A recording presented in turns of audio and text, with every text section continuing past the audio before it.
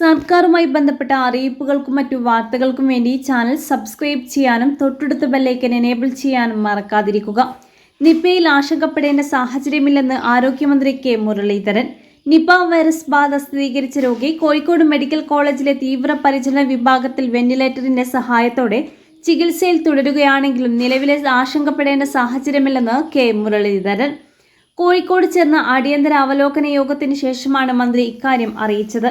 രോഗിക്ക് ജൂൺ 10 മുതൽ പ്രതിരോധ മരുന്നുകളും ജൂൺ 12 മുതൽ ആന്റിബോഡി ചികിത്സയും നൽകി തുടങ്ങിയിരുന്നു. കൂടാതെ ബഹ്റൈനിൽ നിന്ന് പ്രത്യേകമായി എത്തിച്ച റെംഡിവിർ മരുന്നിന്റെ ആദ്യ ഡോസും ഇന്ന് രാവിലെ നൽകിയതായി മന്ത്രി അറിയിച്ചു.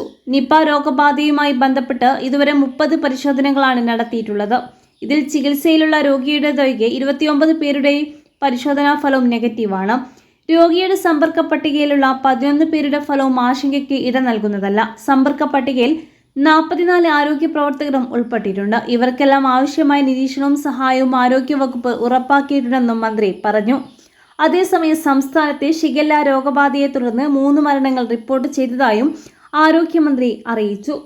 ഇതിൽ 2 മരണങ്ങൾ കോഴിക്കോട് ജില്ലയിലും 1 മരണം കോഴിക്കോട് മെഡിക്കൽ കോളേജിൽ ചികിത്സയിലായിരുന്ന മലപ്പുറം സ്വദേശിനിയായ 54-കാരിയുടേതുമാണ്. ഇവരുടെ പരിശോധനാ ഫലം മരണശേഷമാണ് പോസിറ്റീവാണെന്ന് സ്ഥിരീകരിച്ചത്. നിലവിൽ സംസ്ഥാനത്തെ 135 ഷിഗല്ല കേസുകളാണ് സ്ഥിരീകരിച്ചിട്ടുള്ളത്.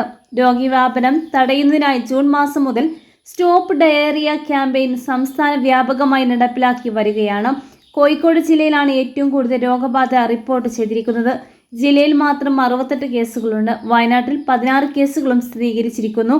ഷിഗല്ല ബാധയെ തുടർന്ന് 4 കുട്ടികൾ നിലവിൽ കോഴിക്കോട് മെഡിക്കൽ കോളേജിൽ ICUവിൽ ചികിത്സയിലാണ്. ഇവരിൽ 2 കുട്ടികളുടെ ആരോഗ്യനില ഗുരുതരമായി തുടരുകയാണെന്ന് മെഡിക്കൽ കോളേജ് അധികൃതർ അറിയിച്ചു.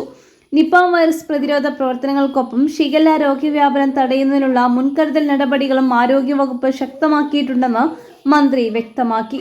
പൊതുജനങ്ങൾ ജാഗ്രത പാലിക്കണമെന്നും രോഗലക്ഷണങ്ങൾ കണ്ടാൽ ഉടൻ ചികിത്സ തേടണമെന്നും ആരോഗ്യവകുപ്പ് നിർദ്ദേശിച്ചിട്ടുണ്ട്.